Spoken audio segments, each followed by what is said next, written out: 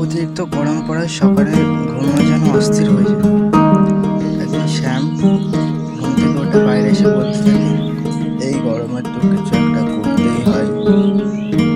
এই বলে সে মন্দিরের দিকে রওনা হলো।